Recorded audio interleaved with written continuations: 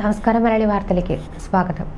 പലഹാരം തൊണ്ടയിൽ കുടുങ്ങി ചികിത്സയിലായിരുന്ന വീട്ടമ്മ മരിച്ചു. താനാളൂർ മഹൽ ജുമാ മസ്ജിദിന് സമീപം 44-കാരിയായ സൈനബയാണ് കോഴിക്കോട് മെഡിക്കൽ കോളേജ് ആശുപത്രിയിൽ ചികിത്സയിലിരിക്കെ മരിച്ചത്.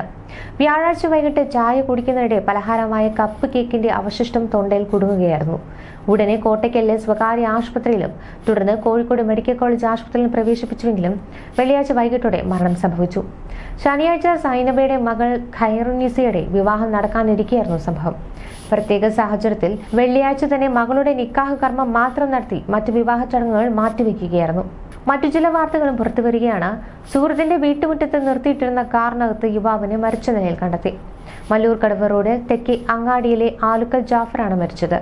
ജാഫറിന്റെ സുഹൃത്തായ കുറ്റിപ്പുറം മല്ലൂർക്കടവിന് സമീപം തെക്കേ അങ്ങാടി വരിക്കപ്പുലാക്കിൽ അഷ്റഫിന്റെ കാറിനകത്താണ് മൃതദേഹം കണ്ടെത്തിയത്. അഷ്റഫിന്റെ വീട്ടുമുറ്റത്ത് നിർത്തിയിട്ട കാറിന്റെ മുൻസീറ്റിൽ ഇടതുവശത്തായിരിക്കുന്ന നിലയിലായിരുന്നു മൃതദേഹം.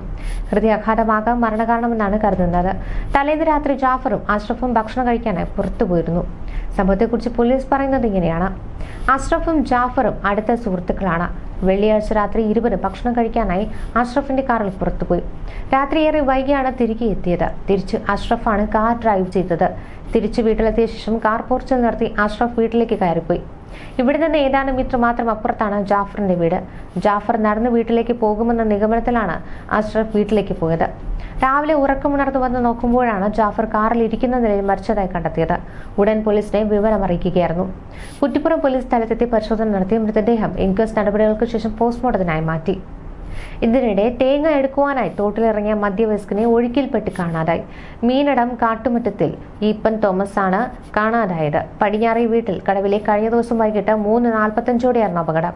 തൊഴിലാളിയെ കൊണ്ട് സ്വന്തം പുരയിടത്തിലെ തെങ്ങിൽ തേങ്ങ ഇടുന്നതിനിടെ തോട്ടിലേക്ക് വീണ തേങ്ങ എടുക്കുവാൻ തോട്ടിലേക്ക് ഇറങ്ങുകയായിരുന്നു.